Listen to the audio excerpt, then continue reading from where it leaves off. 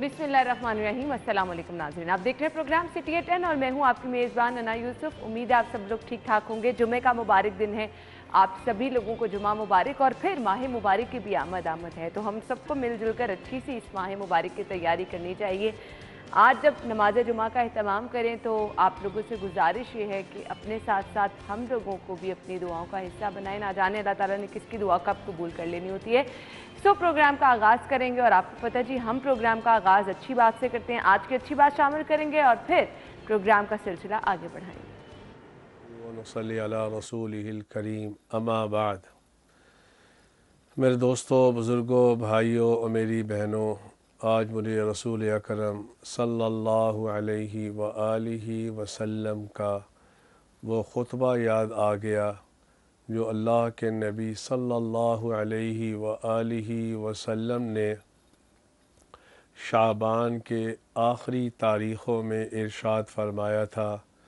अल्लाह के नबी सल्लल्लाहु अलैहि वसल्लम ने फरमाया, या अय्युहन्नास, ए लोगो, क़द अज़ल्लकुम शहरुन अज़ीमुन शहरुन मुबारकुन, ए लोगो, तुम्हारे ऊपर एक अज़ीम महीना आने वाला है, एक अज़ीम महीना आने वाला है जिसमें एक ऐसी रात है जो 1000 महीने की इबादत से बेहतर है। अल्लाह हमें उस रात की कदर करने की तौफ़ीक़ अता फ़रमाए। आमीन आमीन आमीन आमीन सुम आमीन। ये थी जी आज की अच्छी बात। और आज की खबरें क्या हैं? सबसे पहली खबर आपके साथ शेयर करते हैं। मुल्क की सियासी सूरत हाल, पीटीआई के नाराज़ धड़ों का इकट्ठा होने का फैसला।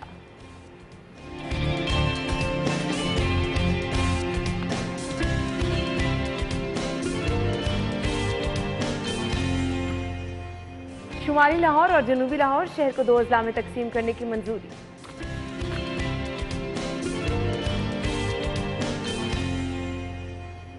लोड शेडिंग 8 घंटे तक जा पहुंची, शहरियों को शदीद मुश्किलात।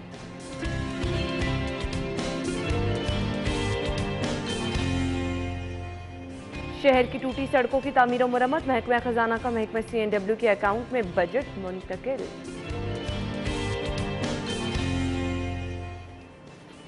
Welcome back. खबरें आप जान चुके हैं। इन खबरों की कुछ डिटेल्स क्या हैं आपके साथ शेयर करेंगे। स्टूडियो में हमारे साथ हमारे सीनियर रिपोर्टर इरफान मलिक मौजूद हैं। अस्सलाम वालेकुम इरफान। वालेकुम सलाम। क्या हाल चल है अना ठीक ठाक। अच्छा जी, पहली खबर की तरफ तो जाएंगे। प्राइम मिनिस्टर साहब का कल खिताब सुना था आपने? जी बिल्कुल। कुछ परेशान लग रहे थे मुझे। परेशानी तो देखिए उनकी बनती है कि अभी तक वज़ीर आज़म जो है वो तमाम सिचुएशन को समझ नहीं पा रहे और कल अभी भी नहीं समझ पा रहे। अब तो वक्त जाने का आ गया है। लेकिन उनकी तकरीर से ये लग रहा था और उनकी बातों से ये लग रहा था कि शायद उनको अभी भी कोई उम्मीद की किरण उनके अंदर मौजूद है कि शायद ये हालात जो हैं वो तब्दील हो जाए। ये तो उन्होंने वाज़ेह कहा कि डट के रहेंगे और आखिरी गेंद तक मुकाबला करेंगे। लेकिन आप देखिए मैच अब वन साइडेड हो चुका है और इसमें आप जितना मर्जी डट के खड़े हो जाएं, अवाम ने भी फैसला कर लिया है और उसके साथ साथ जो उनके इत्तेहादी थे या ऑपोजिशन है, पता उनको भी ये है, सब कुछ पता उनको है। लेकिन अभी तक उनकी बातों से, क्योंकि वो स्पोर्ट्समैन है, तो वो कहते हैं कि मैं आखिरी गेंद तक जो है वो मैच को लेके जाऊंगा। वैसे भी आप देखें, लेकिन कल जो कुछ बुखलाहट थी वो समझ से बाहर थी कि नाम लेना भी चाहा उन्होंने, फिर बदल भी दिया नाम के। देखिए इमरान खान साहब को सियासत में लोग समझते हैं कि शायद ये नए हैं, लेकिन उनकी आप अगर 22 साल से लेकर अब तक उनके बयानात को देखें तो हर मौके के ऊपर जहाँ पे स्लिप ऑफ टंग नहीं था, ये जानबूझ के नाम लिया गया था। और इसमें ये जो है अब वो अपने आप को सियासी शहीद जो है वो शायद डिक्लेयर करवाना चाहते हैं कि देखिए मेरे खिलाफ जो साजिशें हो रही हैं तो उसमें अमेरिका का भी हाथ है। लेकिन आप ये देखें कि अमेरिका ने तो उनके बंदे जो है उनसे नाराज़ नहीं किए। उन लोगों के मुतालबात क्या थे कि हमारे जो हम यहाँ पे जिस सीट के ऊपर आए, वोट लेकर हमें लोगों ने सेलेक्ट करके हमें यहाँ पे भेजा, उसके बाद अगर हम इस तरह रहेंगे कि हाँ ना तो हम अपने हलके के काम करवा सकेंगे, ना हमारे हलकों में कोई काम होगा तरक्याती काम, और जो वादे किए गए थे महंगाई को कंट्रोल किया जाएगा, करप्ट लोगों को पकड़ा जाएगा, आवाम को रिलीफ दिया जाएगा, वो नहीं हुआ। अब तमाम जितने भी मुनहरिफ अरकान हैं, अगर उनकी बात सुने तो आपको यही लगेगा कि उनके बेसिक इश्यूज़ ये थे कि ना तो उनको इज्जत दी गई और ना वोट को इज्जत दी गई। वोट को इज्जत देने की बात मैं इस वजह से कर रहा हूँ कि जिन लोगों ने उनको वोट देकर असम्बलियों में पहुँचाया, तो अगर उनके मसाइल हल नहीं होंगे, उनके इश्यूज़ जो हैं एड्रेस नहीं होंगे, असम्बली में उनके बारे में बात नहीं होगी, तो इसमें आप उनकी तजलील भी करेंगे जिन्होंने उनको वोट देकर वहाँ पे असम्बलियों में भेजा। तो ये सूरत हाल में ये कहना कि मुझे अमेरिका की तरफ से जो है वो धमकी अमेज़ ख़त मिला था, ये ख़त नहीं था, एक मरासला था। मैं आपको एग्जांपल उसकी इस तरह दूंगा कि क्योंकि आपको पता है कि मैं क्राइम की बीट करता हूँ, तो क्राइम की बीट करते हुए हमें रोज़ाना की बुनियाद के ऊपर नेक्टा की तरफ से या दीगर जो कानून नाफिज करने वाले इदारों की तरफ से ऐसे थ्रेट अलर्ट्स जो हैं वो जनरेट होते हैं, जिसमें बताया जाता है कि कुछ लोग आ रहे हैं, वो आके यहाँ पे कोई ऐसी कार्रवाई कर सकते हैं। अच्छा, उसके बाद क्या होता है कि उसमें से 90% आपकी जो इतलाएँ होती हैं वो गलत होती हैं, 10% के ऊपर आप डिफ्यूज़ कर लेते हैं क्योंकि फौरी आपको इन्फॉर्मेशन मिल जाती है। वर्किंग उसी तरह होती है जैसी अगर एक फेक आपको इतला मिले या ट्रू जो इन्फॉर्मेशन है वो आपको मिले, तो उसके ऊपर काम होता है। यहाँ पे भी यही हुआ कि यहाँ पे आपको आपके सफ़ीर ने ख़त लिखा और उसने बताया कि इस तरह की प्लानिंग की जा रही है, लेकिन उसके साथ साथ आप देखें कि हमने वज़ीर दाखिला का बयान सुना जिसने उन्होंने कहा कि हमें इस ख़त के बारे में इल्म नहीं है। अगर आप प्रोटोकॉल चेक करें कि किस तरह ये ख़त पहुँचते हैं, तो जब भी कोई सफ़ीर ख़त लिखेगा वो वज़ारत दाखिला को लिखेगा, वज़ारत दाखिला आगे से उसको बिल्कुल सेट पैटर्न है। जब वज़ारत दाखिला को नहीं पता, शेख रशीद साहब ने खुद अपने बयान के अंदर कहा कि मुझे इस ख़त के बारे में कोई मालूम नहीं है, तो उसके बाद इसकी अहमियत जो है वो मैं समझता हूँ कि वो नहीं रह जाती। और ये मुझे लगता है खत डायरेक्ट प्राइम मिनिस्टर साहब के घर ही पहुंचा होगा, कुछ तो होगा। देखिए अगर इस तरह भी पहुंचा तो ये प्रोटोकॉल की वायलेशन हुई। कि उनको वज़ारत दाखिला को नहीं बताया गया, बाकी जितने लोग थे बीच में उसको किसी को नहीं पता था और डायरेक्टली वज़ीर आज़म तक ये ख़त पहुंचा। और उसमें आप उस जलसे में जिसमें ये ख़त दिखाया गया था उसमें अगर तकरीर सुने शाह महमूद कुरैशी की, तो उनकी जानिब से ये कहा गया था कि वज़ीर आज़म इमरान खान ने मेरे ज़िम्मे एक काम लगाया हुआ था और वो काम हमने कर दिया।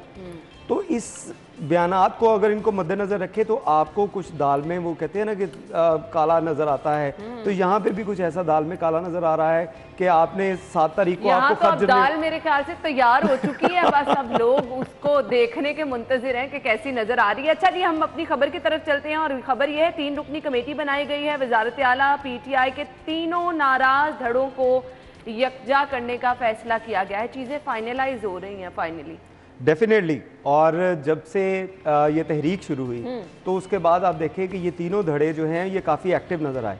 आपको अलीम खान का ग्रुप जो है वो काफ़ी एक्टिव नज़र आया। उसके बाद जहांगीर तरीन खान उनका ग्रुप सबसे, चीना ग्रुप, इन लोगों ने भी अपने अपने, क्योंकि ये सारी पॉकेट्स हैं, वोट बैंक इनके पास है, इनके पास कैंडिडेट्स हैं, इनके पास जो मुंतखब नुमाइंदे हैं, जेबें भी इन्हीं की भारी हैं, जेबें भी इन्हीं की भारी हैं। इन दोनों के बारे में तो कहा जाता था कि ये ATM मशीनें हैं। तो ये ATM मशीनें अगर एक साइड पे हो गई हैं तो इसका मतलब है कुछ परेशानी वाली बात है। लेकिन उसके साथ साथ आप देखें कि जब ये इजलास इनके बुलाए गए थे जहांगीर तरीन ग्रुप के, तो उसमें डायरेक्टली ये कहा गया था कि हमें वज़ीर आला पंजाब के ऊपर तहफ़्फ़ुज़ात हैं, उनके साथ हम मिलकर काम नहीं कर सकते। उसके बाद आपने अलीम खान ग्रुप की बात सुनी, उनका भी यही कहना था, चीना ग्रुप उसका भी यही कहना था। अब ये तीनों इकट्ठे हो गए हैं क्योंकि वज़ीर आला पंजाब उस्मान बुज़दार की जानिब से रिज़ाइन जो है वो सबमिट करवा दिया गया है। अब इसके बाद ये फैसला होगा कि इन ग्रुपों में से ये 3 ग्रुप जो हैं ये क्या अपना उम्मीदवार, मुश्तरका उम्मीदवार लेके आते हैं। और इसी वजह से कल ये इनका इजलास हुआ और इसमें ये ओन चौधरी और दीगर जो लोग थे, जिसमें ओन चौधरी, मियाँ खालिद महमूद ये फैसला करेंगे, कायदीन को आगाह करेंगे। और कायदीन में कौन है? जहांगीर तरीन शामिल हैं जो बेसिक लीड कर रहे हैं तमाम, क्योंकि वो इंग्लैंड बैठे हुए हैं, तो वहाँ पे बताया जा रहा है कि उनको इस फैसले से आगाह किया जाएगा। और अगले 24 घंटे काफ़ी अहम होंगे कि क्या इनकी तरफ से कोई वज़ीर आला का कैंडिडेट दिया जाता है। मैं जितने भी सीनियर तज्जियाकार हैं, जितने भी टॉक शोज हैं, जो देखती हूँ रात को, सभी लोग कह रहे होते हैं अगले 24 घंटे बहुत अहम होंगे। अब बाकी हालात ऐसे हैं, आपको हर टाइम जो है वो अहम लगने लग गया। परवेज़ इलाही की PTI और नून लीग के बागी अरकान से राब्ते हुए, चीना ग्रुप के मेंबरान से मुलाकात हुई है। ये मेल मुलाकातें तेज़ी होती जा रही हैं। देखिए मेल मुलाकातें अब होंगी क्योंकि आप देखें चौधरी परवेज़ इलाही साहब को जब शहबाज शरीफ उनके घर चल के गए, 35 साल की रफ़ाकत अपनी जो उनकी थी पहले, उसमें इतने साल का गैप आया, तो उसके बाद उन्होंने वो सारी चीज़ें ख़त्म करके भी वहाँ पे पहुँच गए। वहाँ पे पहुँचे तो उसके बाद ये भी इतलात मिली कि सारे मामला जो हैं वो हल हो गए और उसके बाद दुआया तकरीब भी हो गई, लेकिन उसके बाद दोबारा से चौधरी परवेज़ लाई जो हैं उन्होंने हुकूमत के साथ जो है वो इत्तेहाद किया और उनकी तरफ से उनको कैंडिडेट भी जो है वो बना दिया गया वज़ीर आला का। तो इस सूरत हाल में अब उनको भी तजब्जुब का शिकार हैं, क्योंकि मुत्तहिदा अपोजिशन की जानिब से ये कहा गया था कि वज़ीर आला के लिए चौधरी परवेज़ लाई बिल्कुल सूट नहीं करते और उनके भी इनके ऊपर तहफ़्फ़ुज़ात हैं। इसी वजह से अब सारे तहफ़्फ़ुज़ात को मद्देनज़र रखते हुए ये मीटिंग का सिलसिला जारी है और इसी सिलसिले में कल जो है वो चीना ग्रुप के साथ मुलाकात हुई। और लेकिन इसी सिलसिले में इरफान साहब एक अपडेट भी आ गई है, तो इसी खबर से चूंकि रिलेटेड है तो हम अपने नाजरीन तक अभी ये खबर पहुंचा देते हैं। खबरें तो हर 15-10 बाद आप दे रहे हैं। ऐसे ही है, वही ना, डेवलपमेंट इतनी जल्दी ऐसे ही जल्दी है। हो रही है। लेंगे ज्वाइन करेंगे आपको इस ब्रेक के बाद।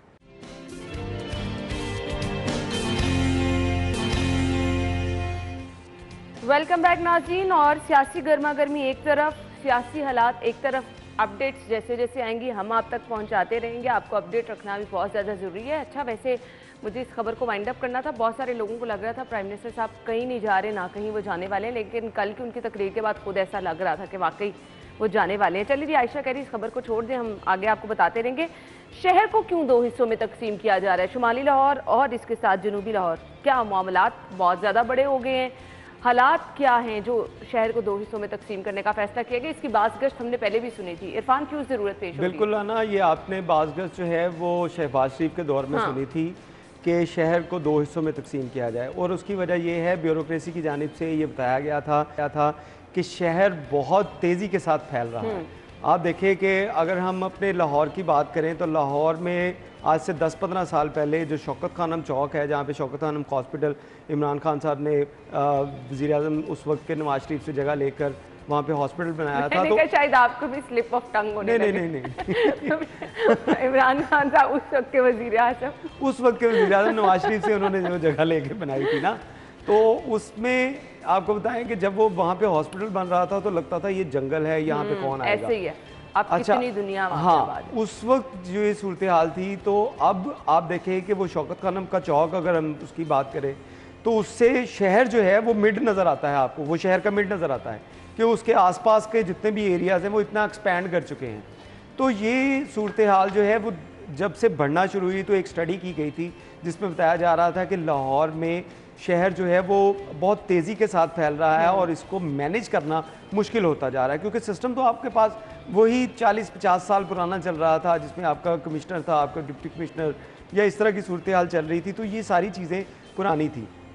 इन चीज़ों को दूर करने के लिए ये कहा गया था कि जहाँ पे एक जानिब शुमाली लाहौर बना दिया जाए, दूसरी जानिब जो जनूबी लाहौर बना दिया जाए, और इसकी डिवाइड जो थी तब जो की जा रही थी, तब वो नहर की जा रही थी कि कैनाल रोड जो है, कैनाल जो है, कैनाल आप इसको इसका सेंटर पॉइंट रखें, एक साइड पे एक शहर का हिस्सा और दूसरे साइड पे दूसरे शहर का हिस्सा, और इसको डिवीजन करके इसके ऊपर आप जहाँ पे एक कमिश्नर हो और उसके साथ 2 आप डीसी लगा दें। उसी तरह आप पुलिस का जो मैकेनिज़्म है इसको भी चेंज करें। इसमें भी जो 6 डिवीजन्स हैं इसमें इसको 12 डिवीजन्स की जाएँ। अगर टाउन इंतज़ामिया की हम बात करें तो इसमें भी जो 9 टाउन हैं तो इसको 18 टाउन जो हैं उसके अंदर कन्वर्ट करके इसकी प्लानिंग की जाए। तो इसकी अब मंजूरी जो है वो काबीना की जानिब से दे दी गई है, लेकिन अभी इसके ऊपर बहुत वर्किंग की ज़रूरत है।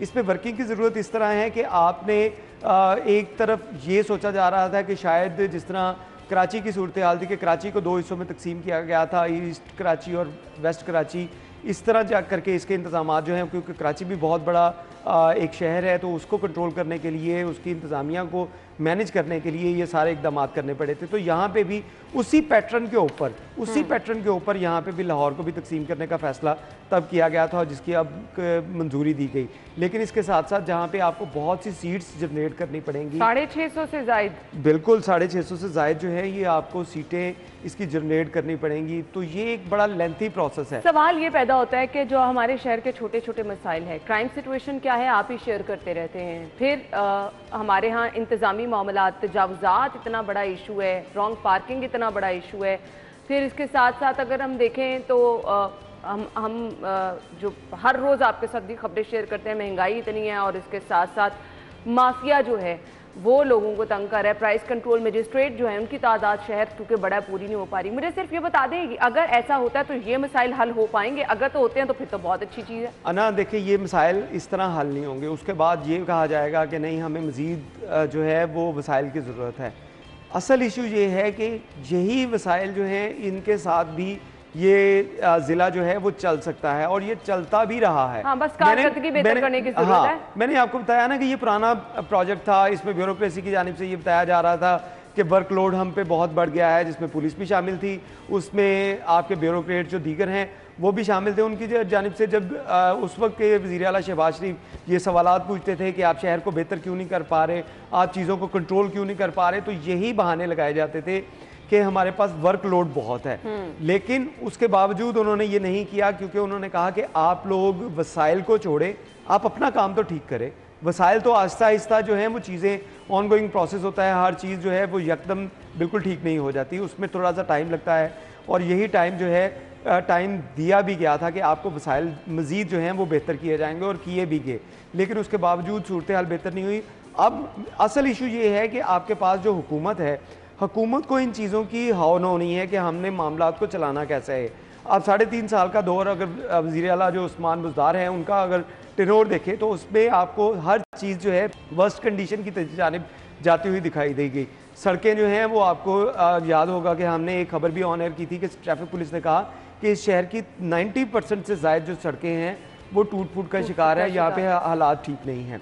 उसके बाद आप हॉस्पिटल की अगर सूरत हाल देखें तो एमरजेंसी में आपके पास मेडिसिन मौजूद नहीं है, एमरजेंसी में आपके पास स्टाफ मौजूद नहीं है। इसी तरह अगर आप दीगर डिपार्टमेंट में देख लें, फूड डिपार्टमेंट में देख लें, वहाँ पे आपको काम होता हुआ नज़र नहीं आता। लेस्को देख लें, लेस्को कहेगी कि हमारे ऊपर बर्डन बहुत है, ख्वाह कि वो एक वफाकी इदारा है। हाँ। लेकिन हम हर चीज़ की बात करेंगे, हर डिपार्टमेंट की बात करेंगे तो वहाँ पे हालात कंट्रोल में नहीं रहे, क्योंकि एडमिनिस्ट्रेटर जो हैं, वज़ीर आला पंजाब एक चीफ एडमिनिस्ट्रेटर भी तो होते हैं, उनसे ये चीज़ें जो हैं वो मैनेज नहीं हुई। ब्यूरोक्रेसी ने उनको ऐसे अपनी उंगलियों के ऊपर नचाती रही और अब भी यही सूरत हाल बनी कि उन्होंने रिज़ाइन दे दिया। उसके बाद ये सारी चीज़ें जो हैं उनसे फैसले करवाए जा रहे हैं कि जल्दी जल्दी ऐसे फैसले कर दें ताकि तारीख में आपका नाम रकम हो जाए। ये सारी चीज़ें जो हैं ये सिर्फ फैब्रिकेटेड चीज़ें हैं। जो लोग मौजूद हैं, जो वसाइल मौजूद हैं, अगर उनके अंदर रहकर अच्छे खासे वसाइल मौजूद हैं, अगर आप काम करना नहीं चाहते असल में, वही ना आपकी नीयतों पे डिपेंड करता है। अगर आपकी नीयत ठीक होगी तो काम खुद ब खुद हो जाएंगे। फिलहाल हमने एक ब्रेक लेनी है, ब्रेक के बाद वापस आएंगे। अगली खबर की तरफ जाना है। बहुत बड़ी मुश्किल फेस भी कर रहे हैं और आगे भी करनी पड़ेगी। लोड शेडिंग की सूरत हाल कल भी शायद सिप्रा साहब से हमने कहा, खासा डिटेल में ये बात की थी, लेकिन अब तो शहर में हालात बिगड़ते चले जा रहे हैं। मैंने कल भी यही कहा था कि आगे माह मुबारक है और दावा ये किया जाता है सहर इफ्तार में कि लोड शेडिंग नहीं होगी, तो हालात तो बज़ाहिर ऐसे नज़र नहीं आ रहे। डिटेल में डिस्कस करते हैं, ब्रेक के बाद आते हैं।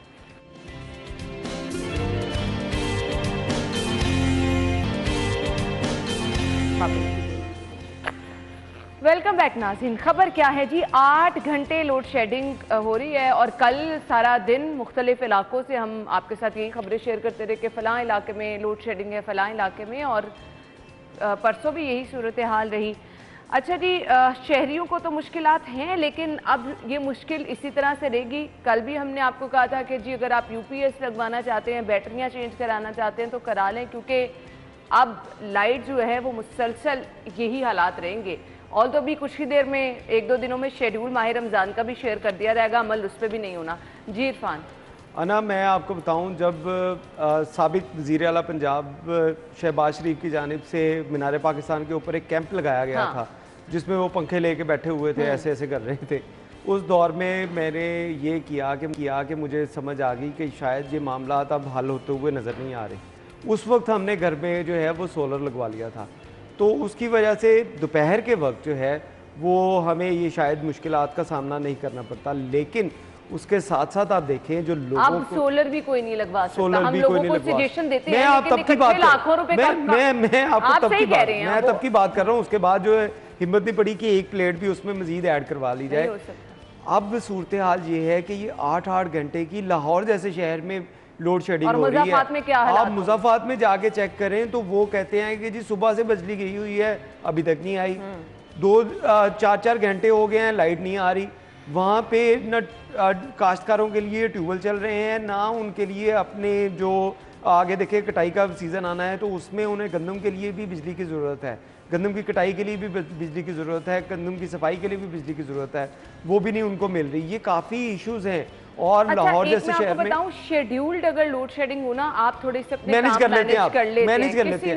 यहाँ पे तो पता ही नहीं चलता कि आप सुबह उठते हैं तो आपको पता चलता है लाइट नहीं है, रात सोते हैं उसके बाद पता चलता है लाइट चली गई।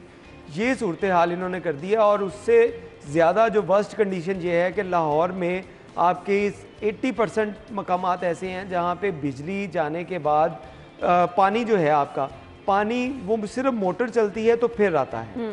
80% जो एरिया है वहाँ पे पानी डायरेक्टली जो सप्लाई है वाटर सप्लाई वो डायरेक्टली नल के अंदर नहीं आती, उसके लिए आपको मोटर चलानी पड़ती है। मोटर चलाने के लिए आप देखें कि वासा ने 3 जो वक्त हैं वो मुकर्रर कर रखे हैं, जिसमें सुबह 5 से 9, फिर दोपहर 12, फिर 12, हाँ बिल्कुल ऐसे ही है, 12 से 2 बजे तक और फिर शाम 5 से लेकर रात 9 बजे तक। इन घंटों के ये 10 घंटे बनते हैं। इन 10 घंटों में अगर आपने 8 घंटे लोड शेडिंग कर दी तो मुझे ये समझ आती कि वो लोग पानी कैसे इस्तेमाल करेंगे। और पानी वाकई नहीं मिलता। जब आपकी लाइट चली जाती है तो उसके बाद पानी नहीं आता नल के अंदर, और पानी ना होगा तो जितनी गर्मी पड़ रही है उसमें आप सूरत हाल का अंदाज़ा कर सकते हैं कि अभी से ही गर्मी की शिद्दत इतनी बढ़ती जा रही है कि लोगों ने अपने पंखे जो कूलर और एसी जो है ये चलना शुरू हो गए हैं। रमजान में मैं तो कहती हूँ कुछ खुदा का खौफ खा लें, सबसे ज़्यादा मुश्किल गर्मी इतनी ज़्यादा है और किस तरह से रोज़े रखेंगे रोज़ेदारों के आपस में। अभी देखिए ये अप्रैल है, अभी आगे मई आना है, उसके बाद जून आना है, उसमें बिजली की खपत बढ़ जाएगी। अभी भी आपको 1200 मेगावाट का शॉर्टफॉल है। जो आपको वसाइल दिए गए, जो कंप्लेक्सको को नेशनल ग्रिड से बिजली फराहम की गई, उसमें आप लोड मैनेजमेंट जो है वो आप नहीं कर पाए। अच्छा नहीं, इशू ये है कि ना तो बिजली तलब के मुताबिक बन रही है, सेकंडली लोड सिस्टम पे इतना हो जाएगा कि ट्रांसफार्मर जलने के वाकयात होंगे, जल्दी कोई ट्रांसफार्मर ठीक करने नहीं आएगा क्योंकि आपके पास बैकअप पे कुछ सामान। देखिए ये जिनकी स्टोरी है शायद सिप्रा साहब, इनसे हम अक्सर बात करते रहते हैं कि सिप्रा साहब अगर लाइट जो है प्रॉपर आती जाए तो वो कहते हैं ये पॉसिबल नहीं है। हमने उनसे पूछा क्या वजह है, तो उनका कहना है कि जो आपके पास लाइन सिस्टम है, जो तरसील का निज़ाम है, आपके ट्रांसफार्मर जो आपकी लाइंस हैं, ये इस काबिल नहीं है कि ये 24 घंटे यहाँ से बिजली गुजारी जा सके। अगर इस तरह किया जाएगा तो ये सारा सिस्टम के नाम पर वक्त भी लिया जाता है लोगों से। यही चीज़ है। तो उस सिस्टम को जो है वो ठंडा करने के लिए या उस सिस्टम को ब्रेक देने के लिए भी जो है वो लोड शेडिंग की जाती है, जिसको हम कहते हैं कि शेड्यूल लोड शेडिंग। लेकिन जो शेड्यूल के बगैर हो रही है इसमें तो बिल्कुल लोगों के हालात बुरे हो गए हैं। और कल लाहौर में 2 से 3 मकामात पे लोगों ने एहतजाज भी किया, क्योंकि असल इशू था कि जब लाइट नहीं आती तो उसके बाद पानी भी नहीं आता, घरों में पानी पीने के लिए ना हो। कारोबार देखे लोगों के, यही दिन होते हैं आगे से जैसे रमजान शुरू हो जाएगा, ईद पर लोगों ने अपना काम के लिए अच्छा खासा बिजनेस लोगों का हो जाता है। लेकिन अभी जो हालात नजर आ रहे हैं, अगर इसी तरह से लोड शेडिंग रही तो ऑब्वियसली कारोबारी हजरात के लिए भी मसाइल होंगे, इंडस्ट्री भी आपकी मुतासिर होगी। असल इशू है आपकी इंडस्ट्री जब आपकी मुतासिर होगी तो ये एक सर्कल जो है ये ब्रेक हो जाएगा। जब आप इंडस्ट्री आपकी जो है वो रुकेगी तो उसके साथ आपका मजदूर जो है वो मुतासिर होगा।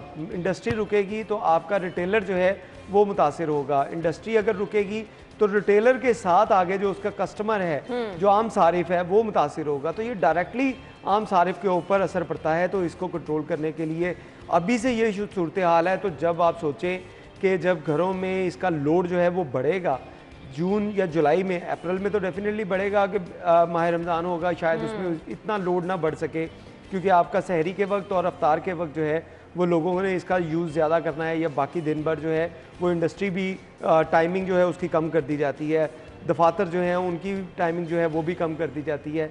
लेकिन इरफान देख लीजिएगा, बदलने वाली नहीं है ये हालात, मजीद वर्स्ट ही होंगी, क्योंकि अभी इसको हर चीज़ को, अगर हम महंगाई की बात कर रहे हैं, अगर हम बात कर रहे हैं लोड शेडिंग की, इनको सियासी सूरत हाल के साथ भी रिलेट किया जा रहा है ना, कि अभी इधर जवाबदेही वाला सिस्टम कोई नहीं, पूछने वाला कोई नहीं, तो जिसका जो दिल करेगा वो करेगा। असल इश्यू ये है कि जब तक आपका ऊपर चेक एंड बैलेंस ना हो, काम होता ही नहीं है। चेक एंड बैलेंस रखने वाले अपनी मसरूफियात में तो थोड़ा सा, वो 4 दिन से रिजाइन देके बैठे हैं। बिल्कुल ऐसे ही है। ब्रेक की तरफ जाना है, ब्रेक लेंगे, अगली खबर की तरफ आएंगे और हमने बात करनी है अब शहर की टूटी हुई सड़कों की, जिनकी तामीरों मुरम्मत का काम जो है वो शुरू किया जा रहा है। और अकाउंट में बजट भी मुंतकिल हो गया। आप देखें जी कितना जल्दी ये काम होता है। ब्रेक के बाद आते हैं।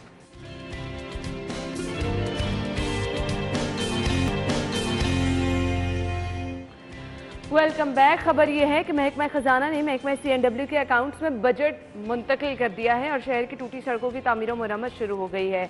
अभी भी हम देख रहे हैं कुछ सड़कों पर पैच वर्क किया जा रहा है। इरफान, शहर की मुख्तलिफ बल्कि मेन शाहराहों पर हम देख रहे हैं पैच वर्क किया जा रहा है। बिल्कुल, ये बड़ा अच्छा काम है और इसको बड़ा अरसा पहले कर लेना चाहिए था क्योंकि ये बहुत बड़ा इशू है। खड्डे थे बहुत बड़े। अभी भी आप देखें कि जो सड़कें बन रही हैं वो शायद तमाम सड़कों के लिए बजट जो है वो शायद नहीं दिया गया, क्योंकि हम अभी जो सड़कें जिनके ऊपर वर्किंग हमने देखी उन सड़कों में आपको फिरोजपुर रोड नज़र आया, उन सड़कों में आपको जो है ये केनाल रोड के कुछ इलाका है वहाँ पे होना शुरू हुआ। उसके साथ साथ माल रोड के ऊपर जो है वो पैच वर्क होता हुआ नज़र आया। ये हमें 3-4 सड़कें या इस तरह नज़र आई जहाँ पे ये पैच वर्क हो रहा है, जहाँ पे जहाँ पे उन्होंने क्रश करके वहाँ अच्छा, से मैं इसको रिलेट करी थी कि शायद ये जो मैच हो रहे हैं और खिलाड़ियों नहीं, उनके लिए नहीं, इस वजह से शायद ये पैच वर्क वगैरह किया जा रहा है। ये उस वजह से किया जा रहा था कि आपको, जैसे हम पहले भी बात कर रहे थे कि ट्रैफिक पुलिस की तरफ से जो एक कमेटी बनाई गई थी और उसमें ज़िले इंतज़ामिया भी मौजूद है, उसमें आपका जुडिशल कमीशन जो है इन्वायरमेंट के ऊपर बनाया गया था वो भी मौजूद था और उसमें ट्रैफिक पुलिस भी मौजूद थी। जब ये बात होती थी कि एनवायरनमेंट को ठीक करना है तो उसके लिए ट्रैफिक को काफ़ी कसूरवार ठहराया जाता था, स्मूथ ट्रैफिक होनी चाहिए। तो इसमें ट्रैफिक पुलिस की जानिब से तमाम जो रिपोर्ट जो हैं वो जनरेट करके उस कमीशन को बताई गई और उस कमीशन की हिदायत के ऊपर ये कहा गया था कि जहाँ पे ये टूटी सड़कें हैं इनको फौरी तौर पर रिपेयर किया जाए या इनका जो है मुतबादिल इनके ऊपर इंतजाम किए जाएँ। तो उस सूरत हाल के पेश नज़र ये चीज़ें जो हैं ये वर्किंग हो रही है और ये कोई हुकूमती अहकाम के ऊपर ये सड़कों के हालात बेहतर होते हुए नज़र नहीं आ रहे। ये जुडिशल कमीशन के अहकाम थे जिन्होंने कहा था कि सड़कों को स्मूथ फ्लो, ट्रैफिक को स्मूथ रखने के लिए आपको जो सड़कें हैं इनको भी ठीक करना पड़ेगा।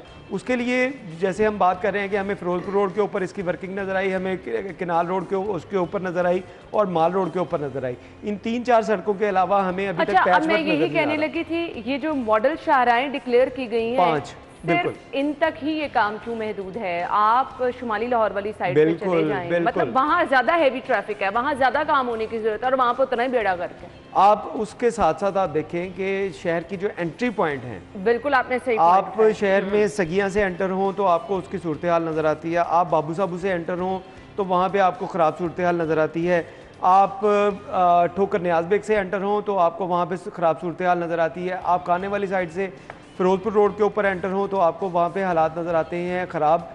इन चीज़ों को कंट्रोल करना, इन चीज़ों को बेहतर करना और यहाँ पे सफाई सुथराई और खूबसूरती को डेवलप करना भी इसी गवर्नमेंट का काम है। और इसकी मैं आपको बताऊँ मिसाल कि कमिश्नर लाहौर इस पर काफ़ी एक्टिव रहे।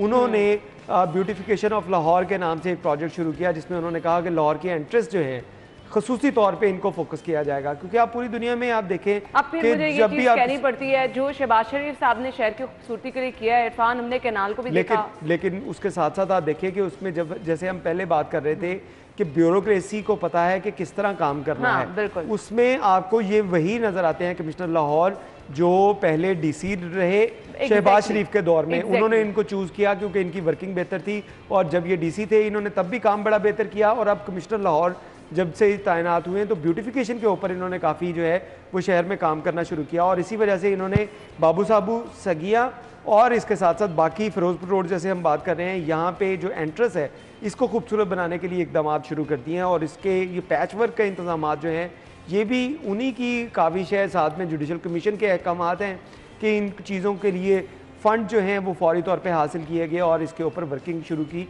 ये वक्त की इंतहाई अहम ज़रूरत थी क्योंकि आप किसी भी शहर के अंदर जब दाखिल होते हैं, सिर्फ हम अपने लाहौर की बात ना करें तो बाकी शहरों में भी अगर आप पूरी दुनिया में किसी शहर के अंदर एंट्रेंस होती है तो उस शहर में एंट्रेंस को खूबसूरत बनाया जाता है ताकि आपको फील आए कि आप किसी अच्छे शहर के अंदर दाखिल हो रहे हैं।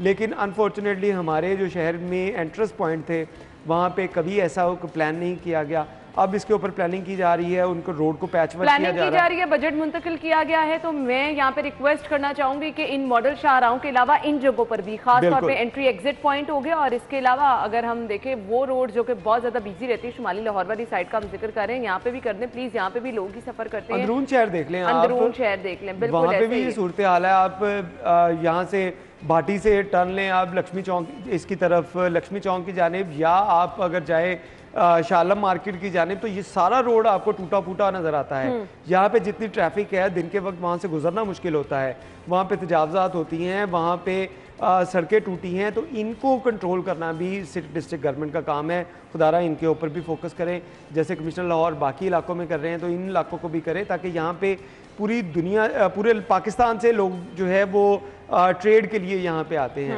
आपका वो एरिया जो एक आपका हब है, बिजनेस हब, मुख्तलिफ शहरों से लोग आते बिल्कुल हैं, पूरे पाकिस्तान से आते हैं यहाँ पे बिल्कुल लोग। ये आपका हब है, बिजनेस हब है, इसको स्मूथ करें, यहाँ पे ट्रैफिक के इंतजामात बेहतर करें, यहाँ पे खूबसूरती करें, ताकि दूसरे अजला से या दूसरे सूबों से जब लोग यहाँ पे आते हैं तो उनको लाहौर का एक अच्छा पहलू जो है वो भी नजर आए। ये ना उनको लगे कि हम यहाँ पे आ गए तो ट्रैफिक में फंस गए, खड्डे आ रहे हैं। बिल्कुल आपने सही कहा इरफान, वक्त बहुत कम है, मैं यहाँ पर ज़रूर ये चीज़ शेयर करना चाहूँगी जी। टेक्सटाइल मिल के मालिक इरफान के घर वारदात हुई, 2 घंटे तक लूट मार करते रहे, 1 करोड़ के जेवरात और 60 लाख नकदी ले उड़े। 345 वारदातें हुई हैं शहर में। हो क्या रहा है ये अना? इसमें ये हो रहा है कि आपने CCP लाहौर जो लगाए गए, CCP लाहौर जो हैं उनके बारे में ये कहा जाता था, बल्कि स्पीकर पंजाब असम्बली जो हैं चौधरी परवेज़ लाई, इनके रिलेटिव भी हैं, तो ये चौधरी परवेज़ लाई की जानिब से मुख्तलिफ निजी महफलों में ये बताया गया कि उन्होंने खुद लगवाए थे।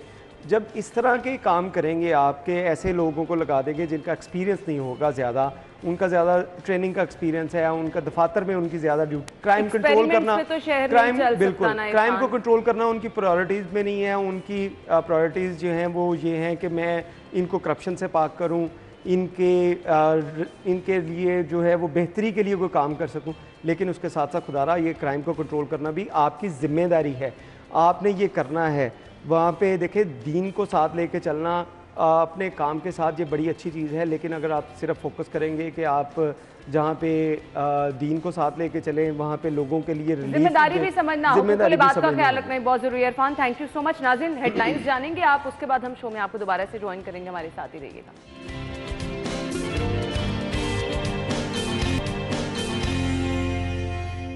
खुश आमदीद कहेंगे प्रोग्राम में आपको एक बार फिर से, और प्रोग्राम के हिस्से में हम शामिल करने वाले हैं सेगमेंट्स, जिसमें सबसे पहले आज के मौसम का अहवाल।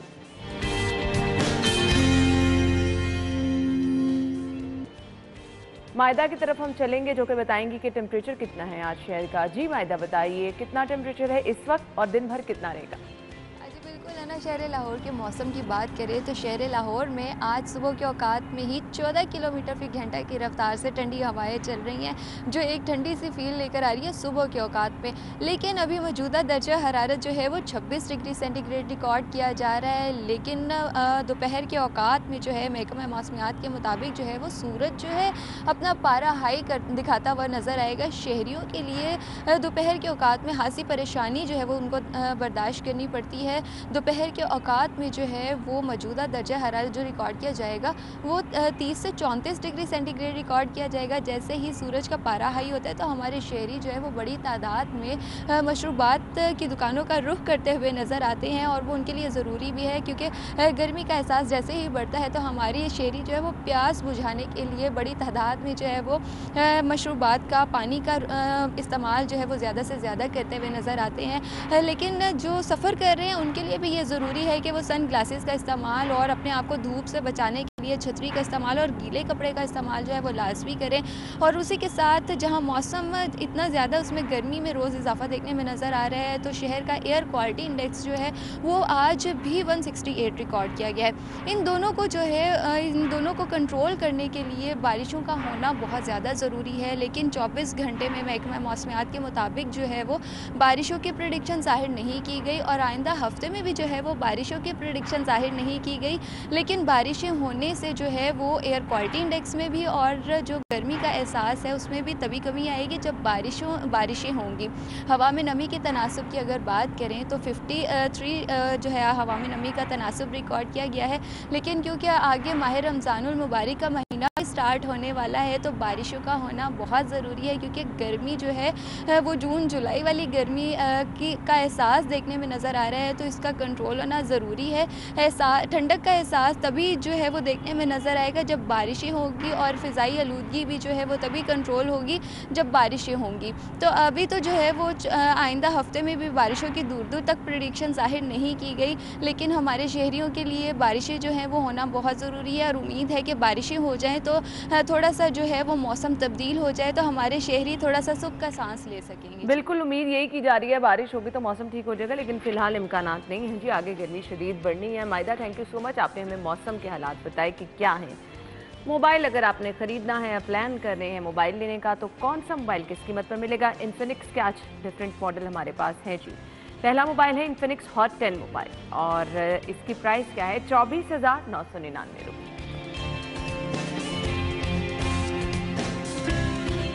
इन्फिनिक्स हॉट 11 मोबाइल है और इसकी कीमत है जी 23,999 रुपये।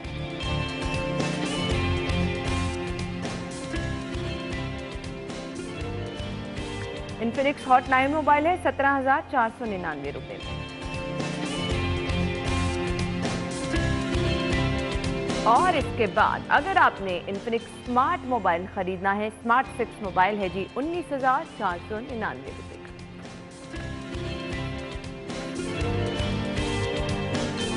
मोबाइल के रेट्स के बाद जी सब्जियों के रेट्स हम शामिल करेंगे अपना सेगमेंट आज के भाव।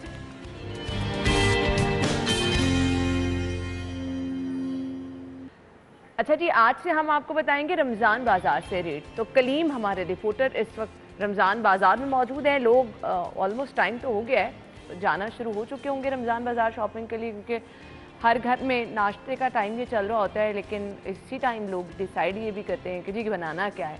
तो कलीम की तरफ चलते हैं जी। Kaleem, over to you. बिल्कुल, रमज़ान मुबारक की आमद है। जो सस्ते बाज़ार थे उन्हें सस्ता रमज़ान बाज़ार के अंदर मुंतकिल कर दिया गया है, और पंजाब हुकूमत की जानिब से 8 अरब की जो सब्सिडी है वो गरीब आवाम को दी गई है, जिसके अंदर आटा, घी, चीनी और मुख्तलिफ़ किस्म की सब्ज़ियाँ, फल वगैरह शामिल हैं। और यहाँ पर देखते हैं कि जो सस्ता रमज़ान बाज़ार हुकूमत पंजाब की जानिब से लगाया गया है, क्या उसमें वाकई सब्सिडी दी जा रही है कि नहीं दी जा रही। यहाँ पर कुछ ख़रीदार मौजूद है जो ख़वातीन भी हैं, और उनसे ज़रा जान लेते हैं कि क्या है। अच्छा जी, मुझे बताइएगा कि यहाँ पर जो सब्जियाँ और फल वगैरह मिल रहे हैं, क्या इसमें वाकई सब्सिडी दी जा रही है कि नहीं? काफ़ी सब्सिडी दी हुई है और बेहतरीन इंतजाम हैं, जो भी चीज़ चाहिए वो दस्तयाब है। अभी तक खजूर नहीं सिर्फ आई, खजूर कहते आ रही है।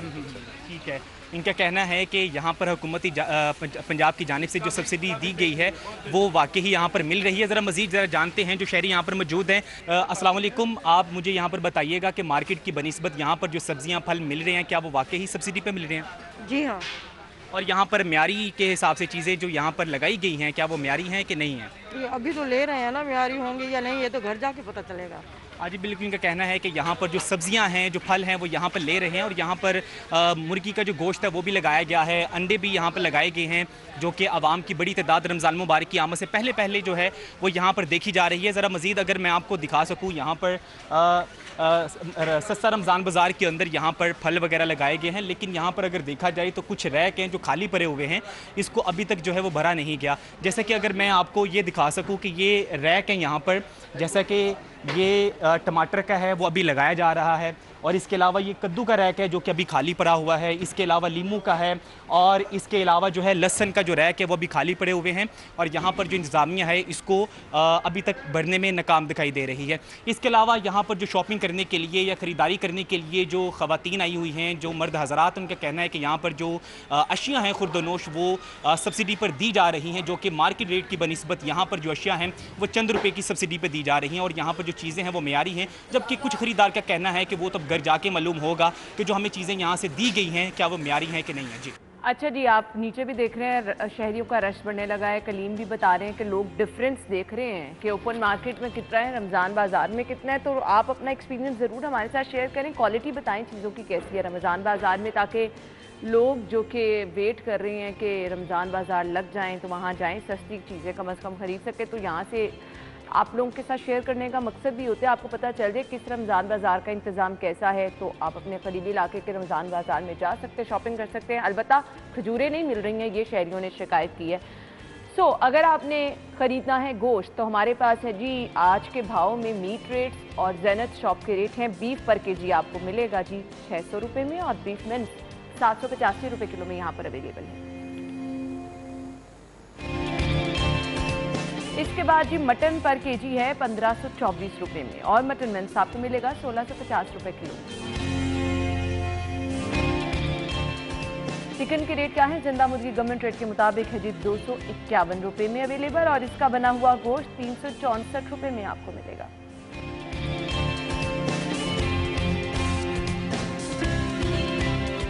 एग रेट्स आपके साथ शेयर करते हैं। रिटेल प्राइस के मुताबिक 129 रुपीज़ में आप खरीदारी कर सकते हैं अंडों की 129 रुपये दर्जन। होलसेल पे जाएंगे अगर आप तो 2 रुपये की बचत होगी आपकी और 2 रुपये की बचत के साथ आप 127 रुपीज़ में अंडों की खरीदारी कर सकते हैं। इसके बाद जी गोरमे पे अगर आप जा रहे हैं तो वहाँ के रेट्स क्या हैं जी? 128 रुपये दर्जन में गोरमे से आप अंडों की खरीदारी कर सकेंगे। अच्छा जी, अब हमने आपको रेट्स तो बता दिए हैं। अगर आपने शॉपिंग करनी है तो कहाँ कहाँ ऑफ लगी है, प्रमोशन पर कहाँ और क्या चीज़ें अवेलेबल हैं, ये हम आपको बताएंगे अपने सेगमेंट बचत बाजार में।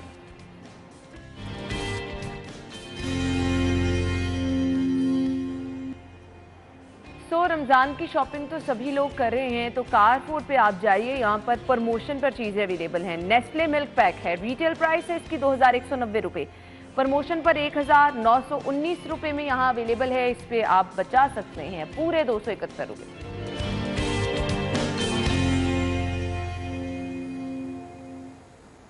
नगेट्स अगर आपने अफ्तारी में बनाने हैं तो ये भी प्रमोशन पर अवेलेबल हैं। 820 GM पैक है और रिटेल प्राइस 720, प्रमोशन पर 449 और 271 271 रुपये आपके बच जाएंगे जी इस पे।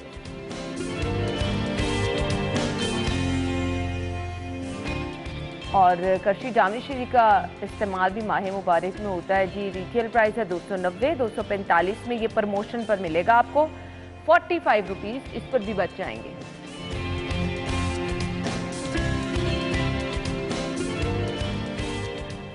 डालडा कुकिंग ऑयल 1 लीटर के जिसमें 5 पैक्स मौजूद होते हैं जी। रिटेल प्राइस है 2319 रुपये, प्रमोशन पर 2472 यानी 153 रुपीज़ आप बचा सकेंगे इस पर। ये तो थी जी प्रमोशन पर कारफोन में ये चीज़ें अवेलेबल हैं, आप जाके खरीद सकते हैं। सेल्स कहाँ लगी हैं वो मैं आपको बता देती हूँ जी। पहला ब्रांड है जी Beech Tree, up to 23% off है।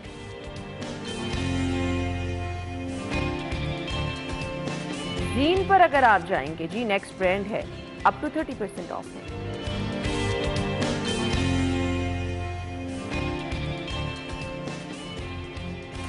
मोर बाग है जी, अप टू 23% ऑफ।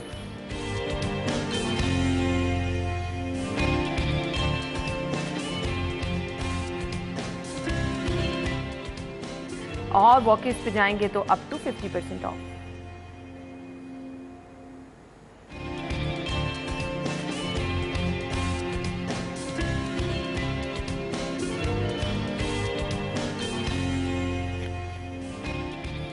तो अब क्या रह गया जी, हमारा सेगमेंट रह गया माल का हाल, जिसमें हमने आपको करेंसी रेट्स बताने।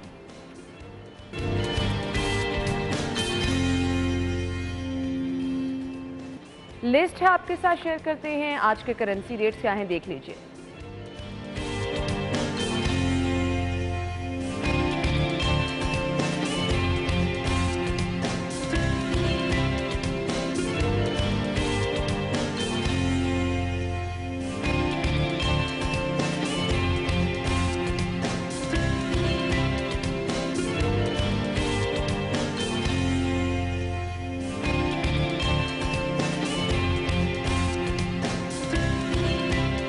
बाद हम आपको बताएंगे कि पहचान किसी की करना वैसे तो बहुत मुश्किल है, लेकिन इसको आसान कैसे बनाया जा सकता है। लोगों के इतने सारे चेहरे हो चुके हैं कि आपके लिए ये मेरे ख्याल से किसी को जानना, पहचानना, किसी की फितरत समझना, इससे बड़ा चैलेंज कोई नहीं रह गया। ब्रेक के बाद आते हैं, हमारे साथ रहिएगा।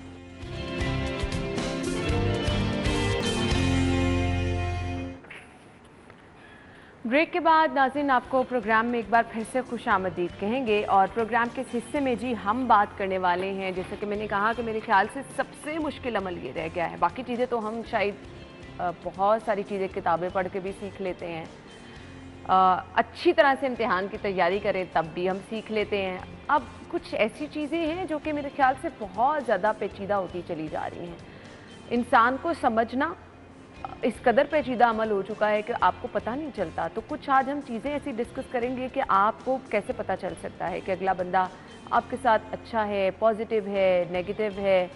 इंसानी फितरत को समझने का तरीक़ाकार क्या है, किस तरह से आप पॉजिटिव रह सकते हैं, अगर कोई आपके साथ गलत कर भी रहा है तो किस तरह से आप चीज़ों को राइट ट्रैक पर लेके जा सकते हैं। हमारे साथ हमारे मेहमान मौजूद हैं, मोटिवेशनल स्पीकर हैं फरहान जमील, हमें ज्वाइन किया है। खुश आमदीद कहेंगे। अस्सलाम वालेकुम। वालेकुम अस्सलाम। क्या हाल चाल है आप? अल्हम्दुलिल्लाह ठीक ठाक। थैंक यू, बहुत बहुत शुक्रिया। मैंने कहा कि हम बहुत सारी चीज़ें सीख लेते हैं किताबें पढ़ के, लोगों के एक्सपीरियंस से, मतलब किसी ना किसी तरह आप सीख ही लेते हैं कुछ ना कुछ। लेकिन इंसानी फितरत समझना इतना मुश्किल, इतना पेचीदा काम हो गया है। हर इंसान के पता नहीं कितने चेहरे हैं, तो ये कैसे सीखें हम, कहाँ से सीखें? ये आसान था कब? ये हमेशा से ही मुश्किल अब था। ज़्यादा मुश्किल हो गया है। अब ज़्यादा मुश्किल आप इसको इस पर्सपेक्टिव से कह सकते हैं कि उनका लोगों का शायद एक्सपोजर ज़्यादा हो गया। हाँ, एग्जैक्टली। उन्होंने एक्सपीरियंस ज़्यादा कर लिया है, या डिजिटल मीडिया की वजह से, आपके सोशल मीडिया की वजह से they have expand this vision कि किस किस तरह से दे कैन मतलब बिहेव। एक छोटी सी मिसाल हमारे पास है, आपको रियलिटी में एक शख्स और नज़र आ रहा है, आप उसकी फेसबुक खोल लें वो बिल्कुल ही और है, इंस्टाग्राम खोल लें बिल्कुल ही और है, घर वाला एक माहौल देख लें उसमें वो शख्स बिल्कुल ही और है। यानी इतने फेसेस एक इंसान ने अपने ऊपर चढ़ा रखे हैं। बिल्कुल ऐसे ही है, और ये होगा। देखें, इसको हम लोग सिंपल कम्युनिकेशन की टर्म में इसको कहते हैं यू एटीट्यूड। कि हम जिसके साथ होते हैं और जिस जगह पे होते हैं, अल्लाह ताला ने इंसान में कैसी फितरत, देखिए हम जानवर नहीं है ना। हाँ। अल्लाह ताला ने इंसान में कैसी फितरत रखी है कि वो हर जगह पे मुख्तलिफ है। यानी आप और मैं भी इस शो में इस वक्त बैठ के हम मुख्तलिफ हैं, हम भी अपनी फैमिली के साथ डिफरेंट हैं। तो ये चीज़ तो मेरा ख्याल है इसको हमें एक्सेप्ट कर लेना चाहिए कि this is how it is going to happen. ऐसे ही होता है, लोग हर जगह पे मुख्तलिफ होते हैं। आप अपने बॉस के ऑफिस में डिफरेंट हैं, आप अपने एम्प्लॉई के साथ, कोलीग के साथ, दोस्त के साथ डिफरेंट होना चाहिए। अब ऑब्वियसली मेरा जो यहाँ रोल है घर में मुख्तलिफ होगा, दोस्तों में बिल्कुल ही मुख्तलिफ पर्सनैलिटी होगी, लेकिन समटाइम ये चीज़ें किसी दूसरे को नुकसान भी पहुँचा रही होती है ना। आप एक पॉजिटिव होने के बजाय उसी रवैये को आप नेगेटिविटी की तरफ लेके जाते हैं। अच्छा, ये आपने बिल्कुल सही बात की है कि देखें, आपने बिहेव डिफरेंटली करना है, लेकिन आपके पर्सनल एट्रीब्यूट जो हैं वो तो सेम रहते हैं। हाँ। फॉर एग्जांपल, क्या आप चीट करते हैं? हाँ। क्योंकि अगर आप चीट करते हैं फिर आप बॉस के ऑफिस में बॉस को भी करेंगे, फिर आप अपने दोस्त के साथ आगे दोस्त को भी करेंगे, फिर आपको सबको चीट करेंगे। ये जो पर्सनल एट्रीब्यूट आपका एक जो नेगेटिव आपने डेवलप कर लिया है, अब ये एक बड़ा अच्छा क्वेश्चन है कि इसको कैसे ऑब्जर्व किया जाए, इसको कैसे जज किया जाए कि ये बंदा आपके साथ ठीक है। आप एग्री करेंगे मेरी बात से, वो चाहे मैं ही हूँ, जो मेरी पर्सनैलिटी की चीजें हिस्सा बन चुकी है ना, मुझे वो कभी ना तो गलत लगती हैं, किसी के पॉइंट आउट करने पे भी। आई डोंट नो क्यों हर इंसान को ये लगता है कि मतलब ही इज द राइट पर्सन, उसके अलावा कोई बात जो कर रहा है वो गलत है, उसकी राय को अहमियत दी जाए, मतलब वो परफेक्ट है। बिल्कुल क्यों? देखिए, हमारा ब्रॉटअप इस तरह से हुआ है क्योंकि जिन लोगों ने हमारा ब्रॉटअप किया उन्होंने हमें ये एग्जाम्पल सेट की कि हम बिल्कुल ठीक हैं, हमने अपने आप को बिल्कुल परफेक्ट जगह पे रख लिया। इसके अलावा बाकी जो भी दुनिया के लोग सोच रहे हैं, कर रहे हैं, जैसी भी ज़िंदगी गुजार रहे हैं, वो सब गलत कर रहे हैं। हालांकि ऐसा नहीं है। हम सबको ना अपने आप से ही इनिशिएटिव लेना पड़ेगा।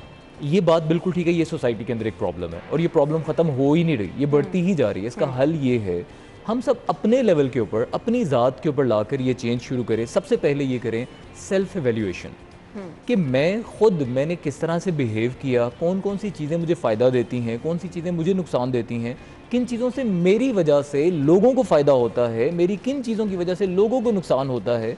इसको एवेल्यूएट करना पड़ेगा, अपने माइंड को ओपन करना पड़ेगा।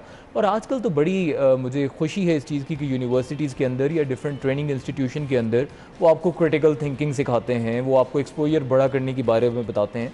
जब ये चीज़ें वो आपको बता रहे होते हैं तो बता वो आपको सिर्फ ये रहे हैं कि you have to accept the opposite opinion.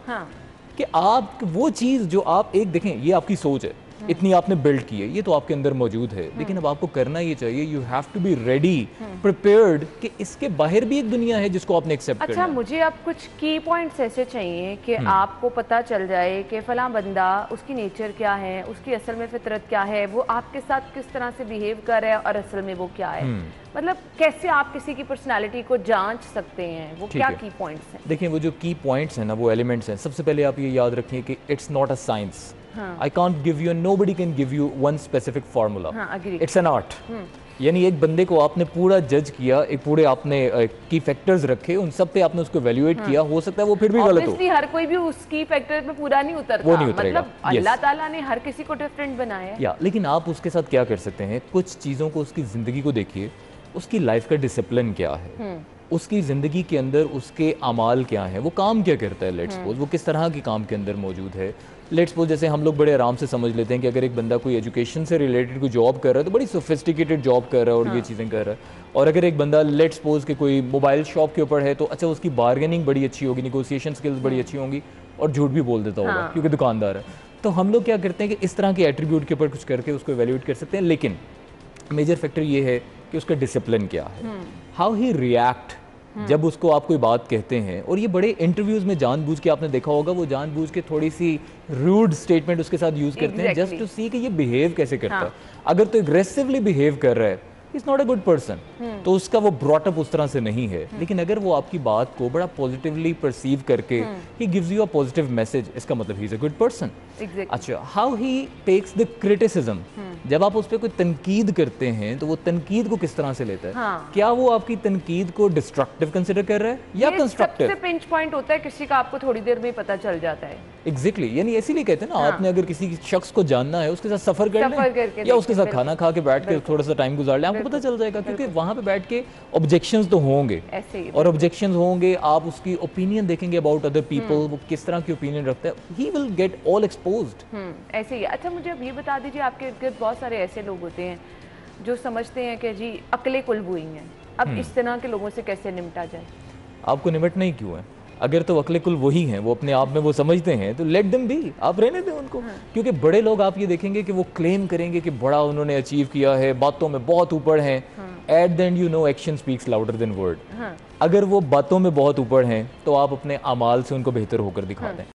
तो सिंपल एक तरीका ये है कि आपकी उससे अल्फाज की जंग जीत के आप करेंगे क्या। एक होता है एक्स्ट्रा स्मार्ट होना, मतलब क्यों लोग अपने आप को ये समझते नहीं, एक और भी चीज होती है, एक समझदार, एक एक्स्ट्रा स्मार्ट और एक क्लेवर होता है। क्लेवर होना, बिल्कुल सही कह रहे हैं। एक्स्ट्रा स्मार्ट भी एक्सेप्टेबल है, अक्लमंद होना वो भी एक्सेप्टेबल है, चालाक होना, क्लेवर होना, दैट इज नॉट एक्सेप्टेबल, क्योंकि वो हर तरह से अपना ही बेनिफिट आपसे लेता है। और दूसरों को नुकसान पहुंचाया जाता है ना, दूसरों को नुकसान भी पहुंचाया जा सकता है। बल्कि मैं खुद कल एक जगह पे ट्रेनिंग पे था, तो वहाँ पे एक बंदा आया मेरे पास और उसने कहा कि मैं I am such a confident person और मैं बड़ी अच्छी तरह से लोगों को बिहेव करता हूँ और हमेशा आगे बढ़ चढ़ के काम करता हूँ, लेकिन मैं देखता हूँ लोग मुझे उस तरह से पॉजिटिव रिस्पॉन्स नहीं देते। तो मैंने उसको भी यही कहा, मैंने कहा देखो, एक स्मार्ट और क्लेवर का फ़र्क है।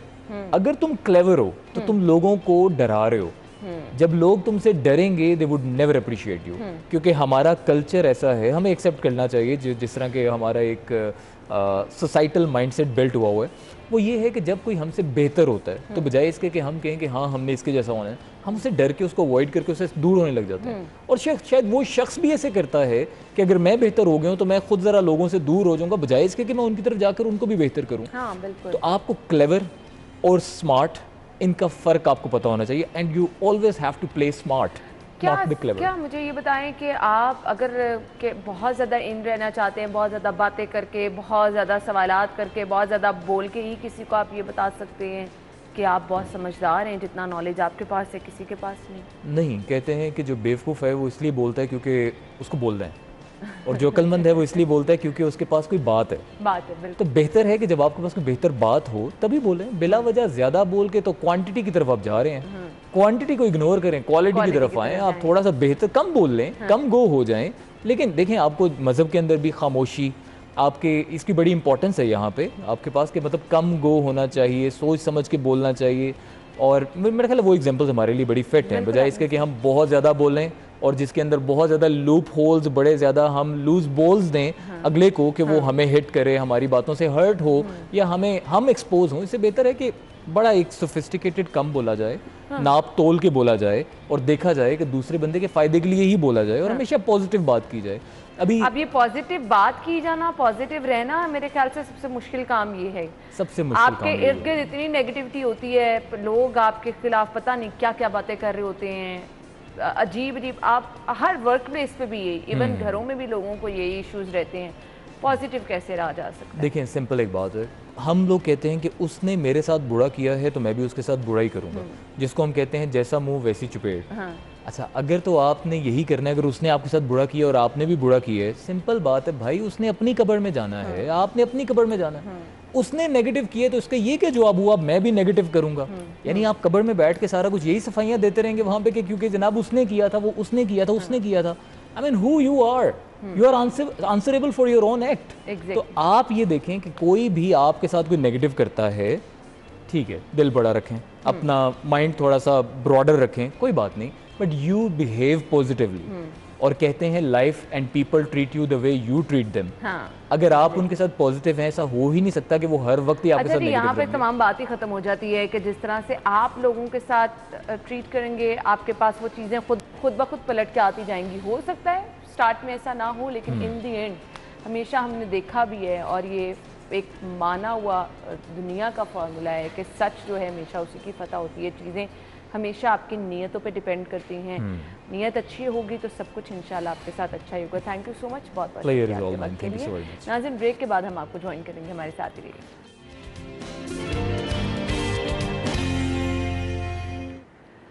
नाज़रीन, आपको प्रोग्राम में एक बार फिर से खुशामदीद कहेंगे। प्रोग्राम के इस हिस्से में जी हम जिस मेहमान से आपकी मुलाकात कराने वाले हैं, माशाल्लाह से जिस तरह से मेरे सामने सारी उनकी प्रोफाइल लिखी है, मैं हैरान भी हो गई हूँ, परेशान भी हो गई हूँ। और जी हमें इस तरह के बहादुर लोगों को देख के खुशी भी बहुत महसूस होती है। गोल्ड मेडल भी जीत चुके हैं माशाल्लाह से, सिल्वर मेडल भी जीत चुके हैं, कितने मुकाबलों में नुमाया कारकर्दगी दिखा चुके हैं। और असल में यही लोग होते हैं जो कि हमारे मुल्क का, पाकिस्तान का फ़ख्र होते हैं। जी हमारे मेहमान जो कि इस वक्त हमारे साथ स्टूडियो में मौजूद हैं, उनका तारुफ मैं आपके साथ कराना चाहूँगी। जी असिस्टेंट सब इंस्पेक्टर हैं अकील अहमद जमील साहब हैं, और हमने इनसे जानना है कि कैसे, कहाँ से स्टार्ट किया, मतलब रेसलिंग भी की, मार्शल आर्टिस्ट भी हैं, इतना कुछ कैसे एक इंसान कर सकता है। अपने मेहमान को खुशामदीद कहेंगे। अस्सलाम वालेकुम अकील। जी वालेकुम अस्सलाम। क्या हाल चाल है आप? अल्हम्दुलिल्लाह मैं ठीक हूँ। बहुत बहुत शुक्रिया। मैंने जैसे कि कहा कि एक लंबी प्रोफाइल है, मतलब क्या क्या बहादुरी के काम है जो कि आपने करके दिखा दी हैं। कहाँ से स्टार्ट किया और कैसे डिसाइड किया कि इस फील्ड की तरफ आपने जाना? एक्चुअली जब मैं क्लास 7 में था तो मेरी मदर ने सोचा कि कुछ ऐसी गेम्स करनी चाहिए कि जो थोड़ी सी सेल्फ डिफेंस में आ जाए, या कोई ऐसी चीज़ हो कि मैं आगे चल के उसमें पाकिस्तान का नाम रोशन कर सकूं। तो मैंने सबसे पहले जो है मुख्तलिफ गेम्स में जो मार्शल आर्ट किया वो उसमें स्टार्ट लिया। उसमें स्टार्ट लेते लेते फिर मैंने उसमें नेशनल लेवल पे जो है मेडल्स जीते हैं। फिर उसके बाद इंटरनेशनल लेवल पे मैं गया, तो एशियन वर्ल्ड जितने भी थे। मार्शल आर्ट मुश्किल लगता है, आसानी से नहीं। आप कितनी ट्रेनिंग इसके लिए की, कितने साल इस पे लगाए? अभी मैं 43 हूँ, तो अल्हम्दुलिल्लाह मेरा ख्याल है कि 30 इयर्स मैंने इसमें लगा दिए। अच्छा जी। और मुसलसल मतलब बीच में आपने इसको स्किप नहीं किया? नहीं, अभी तक चल रहा है। ये सीखने का अमल है, ये मरते दम तक चलेगा, ये सीखने का अमल है। सही। मार्शल आर्टिस्ट, फिर रेसलिंग, और फिर रेसलिंग की तरफ। हाँ, इसमें ऐसा है कि मार्शल आर्ट करते करते पूरी दुनिया में WWE स्टाइल देखी जाती है उसमें। तो मैं भी देखता था, मुझे भी शौक था कि यार कि मैं भी इसमें पार्टिसिपेट करूं। तो बाय द वे आपको ये भी बता दे, राउडी नाम है जी राउडी काकड़। रेसलिंग में इनका नाम ये है जी। मेरा नाम राउडी काकड़ है, मेरा एक कैरेक्टर है, पूरी एक थीम है। तो उसमें मैं एज विलन। उसका राज क्या है? उसमें एज ए मैं विलन का काम कर रहा हूँ। जैसे जैसे आप देखते हैं ना, एक थिएटर है, थिएटर में एक हीरो होता है, एक विलन होता है। हाँ। तो इसी तरह प्रो रेसलिंग भी एक ऐसी चीज़ है कि उसमें आपने परफॉर्म करना है, तो आप एज ए हील कैरेक्टर कहते हैं कि जो विलन होता है, और जो फेस होता है वो उसमें हीरो का काम होता है। तो मुझे हील बनना ज़्यादा पसंद है, क्योंकि हील ज़्यादा मारता है असल में। अच्छा सही। अच्छा मुझे बताएं, कभी सोचा नहीं कि इतना मुश्किल काम है और कोई इंजरी वगैरह हो जाए तो उस पर कभी परेशानी नहीं हुई? समटाइम इंजरीज होती है, लेकिन उसकी प्रॉपर हम ट्रेनिंग करते हैं। पहले पूरी मुकम्मल ट्रेनिंग होती है, फिर उसके बाद हम उस मूव की प्रैक्टिस करते हैं कि क्योंकि अगर वो उस मूव में थोड़ा सा भी 19-20 का फ़र्क आ जाए तो उसमें लाजमी है कि आपको चोट लगेगी उसमें।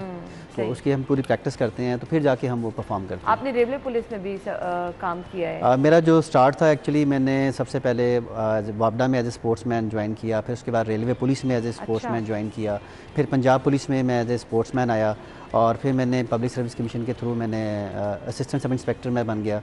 तो 2016 में फिर डॉल्फिन स्क्वाड लाहौर में आई है, तो उसमें मुझे as a martial art trainer जो उन्होंने बुलाया, फिर उनके तमाम मैचेस को मैंने मार्शल आर्ट करवाई है। तो अभी स्टिल उन्हें परफॉर्म कर रहा हूँ मैं उसमें। वहीं परफॉर्म कर रहे हैं। तो ये इतने लंबे अरसे में क्या सीखा? कभी ये नहीं सोचा कि अब दूसरों को भी सिखाना चाहिए? खुद अगर मैंने इतनी मेहनत करके किसी मकाम पे पहुंचा, बहुत ज़रूरी है। हमारे जो नौजवान आ रहे हैं उनके लिए ऐसे प्लेटफॉर्म मुहैया करना मेरे ख्याल से बहुत ज़रूरी है। बिल्कुल जी, हम इस वक्त डिफरेंट जिम्स के साथ मेरा चल रहा है, कॉन्ट्रैक्ट चल रहा है। उनको मैंने जो अपना बताया है, जिसकी वजह से कुछ लोग मुझसे पर्सनल क्लासेस भी लेते हैं, तो उनको मैं पर्सनल क्लासेस भी दे रहा हूँ। उसके अलावा यूनिवर्सिटीज़ में भी मैं उनको ट्रेनिंग दे रहा हूँ। कईयों को तो मैं ऐसे एज ए फ्री ट्रेनिंग भी देता हूँ। मैं चाहता हूँ कि पाकिस्तान में भी जो है ना, हर बच्चा जो है, हर ख़वातीन जो है, वो कम से कम अपना सेल्फ डिफेंस तो कर सके, सीखे और सेल्फ डिफेंस लाजमी करे। अच्छा, अब मुझे कुछ बेसिक चीज़ें उन नौजवानों के लिए पूछनी है कि जो इस फील्ड में आना चाहते हैं। सबसे पहला, आज जो लोगों को इशू रहता है कि अच्छा जी फ़लान जगह ट्रेनिंग करने के लिए जाएं, फ़लान जगह जाएं, फ़ीसें बहुत ज़्यादा होंगी, कोई अच्छी जगह ज्वाइन करनी चाहिए और उसके लिए फिर आपको भारी भरकम फ़ीसें भी अदा करनी पड़ती हैं। फिर इसके साथ साथ हेल्थ इश्यूज़ कौन कौन से हैं जो कि आपने मद्देनज़र रखने, मतलब नौजवानों के लिए कुछ टिप्स चाहिए कि क्या किस तरह से वो एंटर हो सकते हैं? सबसे पहले जो है वो डाइट प्लान एक बनाया जाता है हमारे गेम में। डाइट प्लान बनाते हैं, उस डाइट प्लान के ऊपर चलते हैं। उसका जो वेट है उसको मेंटेन करते हैं कि कितना वेट होना चाहिए, कितनी हाइट होनी चाहिए, उसके वेट करते हैं। फिर डाइट भी उस प्लान से चलाते हैं। तो लेकिन हमारी इतनी ज़्यादा फीसेस नहीं है, हम लोग इतनी ज़्यादा फ़ीस बिल्कुल नहीं चार्ज करते कि दूसरे लोग ना अफोर्ड कर सकें। हमारे पास हर बंदा आता है, हर किस्म का, हर एज का, हर फैमिली से तल्लक रखता है। अगर रिच फैमिली है या लो फैमिली, मिडिल क्लास फैमिली, तो हमारे पास आते हैं। हम लोगों की फ़ीस जो इतनी ज़्यादा नहीं है कि कोई बंदा ये कह सके मैं फ़ीस पे नहीं कर सकता। हम लोग उन्हें ट्रेनिंग करवाते हैं। अगर उसके पास सम टाइम फ़ीस पे करने के नहीं भी पैसे, तो हम लोग उसे फिर भी ट्रेनिंग करवाते हैं। हमारा मकसद ये नहीं है कि हम इससे पैसे कमाएं। हमारा मकसद ये है कि लोगों को अच्छी हेल्थ फ्राहम करें और लोग ज़्यादा से ज़्यादा अपना सेल्फ डिफेंस जो है वो फ्यूचर सिक्योर है अगर आप मार्शल आर्ट में, रेसलिंग में आगे जाना चाहते हैं? क्योंकि पाकिस्तान की अगर हम स्पेशली बात करें तो यहाँ पर हर कोई क्रिकेट का जुनूनी हमें नज़र आता है। क्रिकेट में भी जाने के लिए आपको बहुत ज़्यादा पैसा, बहुत ज़्यादा टाइम और बहुत ज़्यादा सिफारिश की ज़रूरत है। लेकिन मार्शल आर्ट बनने के लिए आपको किसी सिफारिश की ज़रूरत नहीं है, किसी पैसे की ज़रूरत नहीं है। प्रो रेसलिंग में भी ये सेम ऐसा ही है कि अगर आपने सीखना है तो प्रॉपर सीखें, उसको थोड़ा टाइम देना पड़ेगा, लेकिन सीखें। तो सीखने के बाद फिर आप उसमें, जैसे मैं आपके सामने बैठा हूँ, मैंने कुछ अपना लाइफस्टाइल बताएं, क्या है, किस तरह से अपनी डाइट मैनेज करते हैं, किस तरह से अपनी रूटीन? क्योंकि मेरे ख्याल से एक स्पोर्ट्समैन के लिए सबसे ज़्यादा अपने आप पे फोकस रखना ही ज़रूरी होता है, फिट रहना बहुत ज़रूरी है। सबसे पहले मैं अपनी डाइट का बता देता हूँ कि मेरी डाइट सुबह से लेकर जो रात तक होती है कि सुबह मैंने 2 स्लाइस लेने होते हैं, 3 बॉयल अंडे बगैर जर्दी के मैंने खाने होते हैं और 1 ब्लैक कॉफ़ी मैंने चीनी के बगैर पीनी होती है। और लंच में मेरा जो है मोस्टली सैलड होता है, सैलड के साथ 100 ग्राम बॉयल चिकन होता है। और इसी तरह रात को जो है ट्रेनिंग के बाद जो है मैंने 100 ग्राम चिकन बॉयल लेना है और साथ मैंने जो 3 बॉयल एग लेने हैं मैंने। ये मेरी जो डाइट है। और इसके अलावा जो ट्रेनिंग है, चीट डे भी है बीच में या नहीं? वो कभी कभार 15 दिन के बाद, 20 दिन के बाद एक बार मैं कर लेता हूँ। तो बाकी ट्रेनिंग जो है 2 घंटे करता हूँ और 3 घंटे मैं शाम को ट्रेनिंग करता हूँ। ये मेरी है उसमें ट्रेनिंग रूटीन में। आप ट्रेनिंग रूटीन से ट्रेनिंग करेंगे तो फिर बिल्कुल। अच्छा, स्कूल्स की सतह पर आप क्या समझते हैं ये चीज़ें? अब आपको स्कूल्स पे लेकर आना, बहुत सारे स्कूल्स में तो ऑलरेडी है, बच्चों को मार्शल आर्ट सिखाया जाता है, सेल्फ डिफेंस के बारे में बताया जाता है, लेकिन मेरे ख्याल से हर स्कूल में इसके लिए अब स्पेशल कुछ मैं आपको स्टार्ट देता हूँ कि पूरी दुनिया में इस वक्त मार्शल आर्ट को बहुत ज़्यादा मुकाम हासिल है, बहुत ज़्यादा। सिर्फ पाकिस्तान में थोड़ा सा कम है। यहाँ पे वैसे होना चाहिए कि स्कूल के लेवल पे जो ना हर स्कूल में होना चाहिए।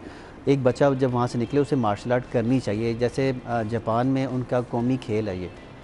हर बच्चा जो है वो स्कूल से आएगा, स्कूल में भी ट्रेनिंग करेगा, कॉलेज में करेगा, यूनिवर्सिटी में ट्रेनिंग करेगा, कहीं भी होगा, अगर वो जॉब भी करोगे फिर भी वो ट्रेनिंग करेगा। वहाँ पे इसको लाजमी करार दिया गया है।